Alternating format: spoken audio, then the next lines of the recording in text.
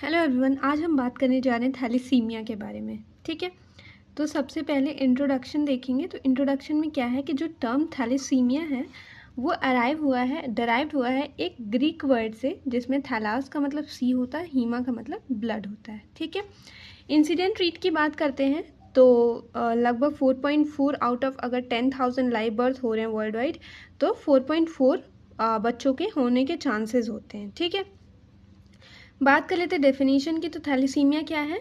एक heterogeneous group of heritable hypochromic anaemia है। देखिए, इसमें हाइपोक्रोमिक एनीमिया का मतलब क्या है कि जो हमारे आरबीसी का साइज़ होगा वो स्मॉल होगा और जो एचबी काउंट होगा उसमें वो लो होगा।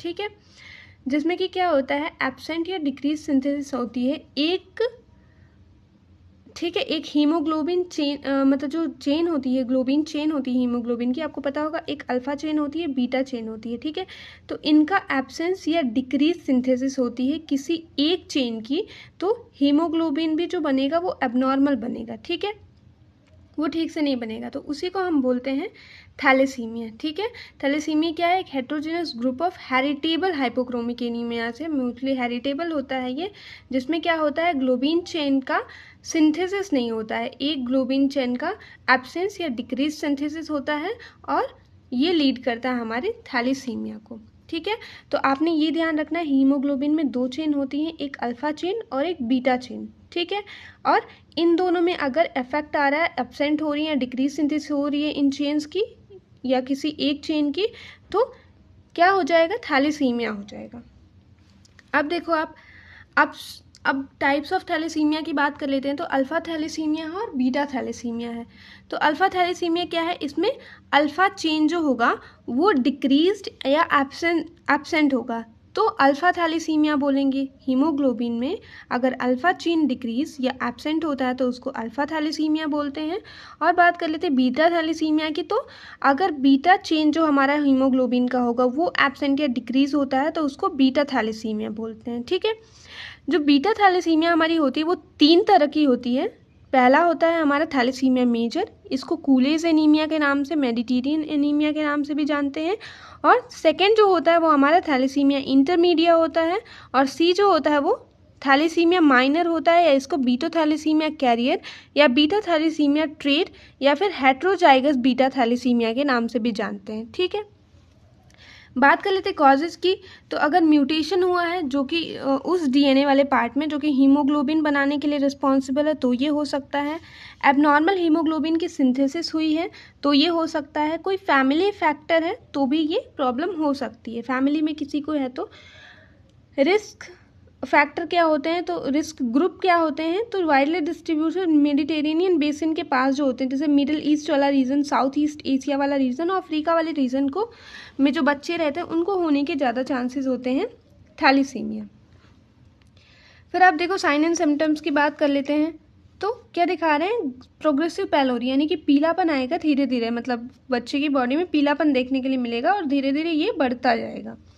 ग्रोथ फेलियर देखने के लिए मिलेगा। एनीमिया बच्चे को हो सकती है। रिकरेंट इन्फेक्शन रहेगा बच्चे को। एब्डोमिनल डिस्टेंशन, हेपेटोस्प्लीनोमेगाली यानी कि लीवर और स्प्लीन का इन्लार्जमेंट देखने के लिए मिल सकता है। स्किन डिस्कलरेशन हो सकता है ड्यू टू हीमोसाइडरोसिस। हीमोसाइडरोसिस का मतलब क्या होता है?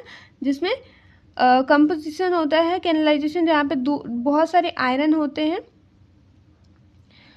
ठीक है, जो कि बिल्ड होते हैं टिश्यू में, यूजुअली लंग्स या किडनी में। ठीक है, उसको बोलते हैं हेमीसाइडरोसिस।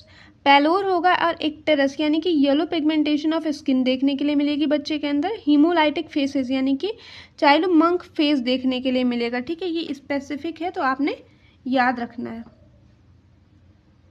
बात कर लेते हैं पैथोफिजियोलॉजी की। तो इटियोलॉजिकल फैक्टर की वजह से क्या हुआ है? डिस्टर्बेंस हुआ है ratio between alpha and beta globulin chain synthesis, यानी कि अल्फा बीटा जब एक नॉर्मल रेशियो में होते हैं तो हमारी हीमोग्लोबिन बनती है, पर या तो थैलेसीमिया में अल्फा चेन या बीटा चेन एब्सेंट है या डिक्रीज रेशियो है, तो ऐसे क्या होगा? डिस्टर्बेंस हुआ है रेशियो में alpha beta globin chain synthesis में, तो इसलिए प्रोडक्शन जो होगा ग्लोबिन चेन का वो डिक्रीज कर जाएगा, जिससे कि एबनॉर्मल स्ट्रक्चर हमारे हीमोग्लोबिन का फॉर्म होगा। इसकी वजह से इनफेक्टिव इरिथ्रोपोएसिस होगा। ठीक है, यानी कि जो इरिथ्रोसाइट्स हैं वो ठीक से नहीं बनेंगे या फिर आरबीसी का प्रोडक्शन ठीक से नहीं होगा, एक्सेसिव आरबीसी डिस्ट्रक्शन होगा जिसकी वजह से आयरन ओवरलोड होएगा और एक्स्ट्रा मेडुलरी हीमोपोएसिस देखने के लिए मिलेगी और ये फाइनली लीड करेगी हमारे थैलीसीमिया को। डायग्नोसिस की बात कर लेते तो हिस्ट्री टेकिंग, फिजिकल एग्जामिनेशन करेंगे। सीबीसी जब कराएंगे तो हमारा एमसीवी, एमसीएच और एचबी लेवल जो होगा वो डिक्रीज देखने के लिए मिलेगा। पेरिफेरल स्मेयर देखेंगे, क्वालिटेटिव और क्वांटिटेटिव एचबी एनालिसिस देखेंगे कि साइज चेक करने के लिए और स्ट्रक्चर चेक करने के लिए। रेडियोलॉजी एक्सरे कराएंगे स्कल और हेड का, सीरम बिलीरुबिन बढ़ा हुआ होगा और सीरम आयरन भी हमारा बढ़ा हुआ आएगा इन केस ऑफ थैलेसीमिया। बात कर लेते हैं ट्रीटमेंट की, तो ब्लड ट्रांसफ्यूजन कराएंगे, चिलीशन थेरेपी दे सकते हैं, इसमें केमिकल्स का यूज़ करते हैं ताकि हैवी मेटल्स को, जैसे आयरन ज़्यादा हो रहा है तो उसको रिमूव करने के लिए और जो तो भी अदर टॉक्सिन होते हैं उसको बॉडी से रिमूव करने के लिए हम ये चीज़ यूज़ करते हैं। स्प्लेनोक्टॉमी करेंगे, अगर स्प्लिन में प्रॉब्लम हो रही है, स्प्लिन में ज़्यादा डिस्ट्रक्शन हो रहा है तो उसको रिमूव कर देंगे। डिस्ट्रक्शन की वजह से स्प्लिन में प्रॉब्लम होने की, इम्पेयरमेंट या फिर कोई दिक्कत होने के चांसेस हैं तो ये कर सकते हैं। ह्यूमन रिकॉम्बिनेंट इरेथ्रोपोएटिन यानी कि इरेथ्रोपोएसिस स्टिमुलेटिंग एजेंट दे सकते हैं। और लास्ट ऑप्शन है हमारे पास और बेस्ट ऑप्शन क्या होता है कि हम हीमेटोपोएटिक स्टेम सेल का ट्रांसप्लांट कर दें, और जब तक ये ट्रांसप्लांटेशन नहीं हो जाता तब तक हम सिम्टोमेटिक ट्रीटमेंट देते रहते हैं पेशेंट को। ठीक है, हीमोपोएटिक सेल्स एंड ट्रांसप्लांट में क्या करते हैं, इमेच्योर सेल्स होती है बोन मैरो की या पेरिफेरल ब्लड सेल्स की जो कि डेवलप हो जाती हैं।